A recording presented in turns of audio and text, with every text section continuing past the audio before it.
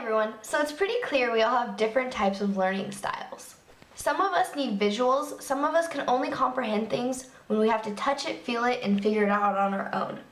Others of us are lucky enough to just listen to things and absorb it just like a sponge. So why do teachers seem to only focus on that few percentage of people who can just listen to things and understand it right away?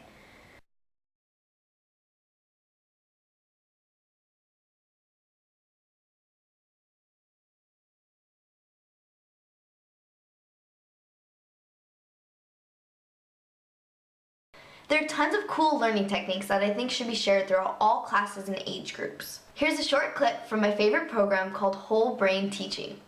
In the video, we will see a high school teacher from Hemet, California, teaching a basic freshman algebra class. I have a really sad story to tell you today.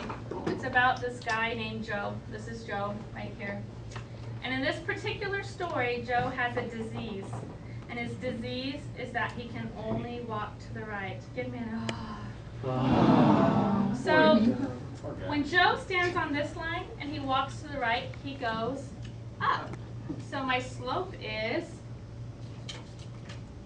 positive. When Joe stands on this line and he walks to the right, he goes down, so our slope is negative. So, near me please.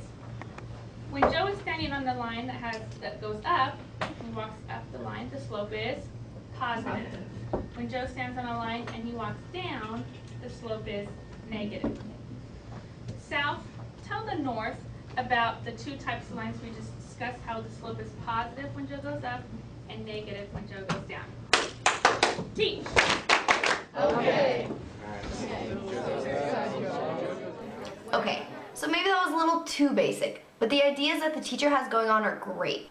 The attention getters used in the beginning are primarily there to activate the prefrontal cortex, which is kind of like the CEO of the brain. Research has also been proven that students learn the most when they are engaging with other students in teaching each other. So here's a picture of the learning pyramid that was developed by the National Training Laboratories, who focus on research to help improve learning and brain use. As you can see, we learn the most by practicing and doing and teaching others because it helps enforce what we are learning. Using all parts of your brain will force you to remember and store information much easier than simply listening in on a lecture. Here is another visual taken from a website designed to study and understand math simulation. It shows results from a study on the difference between active and passive learning. It often takes physical actions such as saying, writing, or creating things to get them to stick in our brain. As you see, when we use active learning in different forms, such as taking notes, reading them out loud again, and maybe copying them down a second or third time, our brain can process and record what we are doing much better. When using active learning, we are then able to analyze, define, create, and even evaluate what we are learning.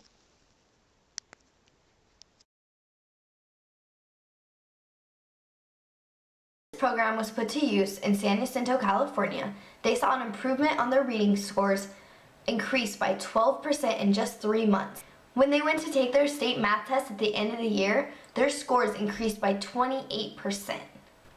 Not only is this great for improving learning, but it also plays an important role in the behavioral issues going on at the school.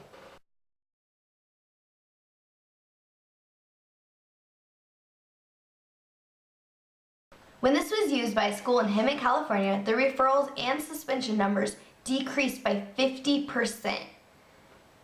So if this is such a great program, then let's get the news out there and help schools in California and the other 49 states increase their scores and produce focused and more prepared students.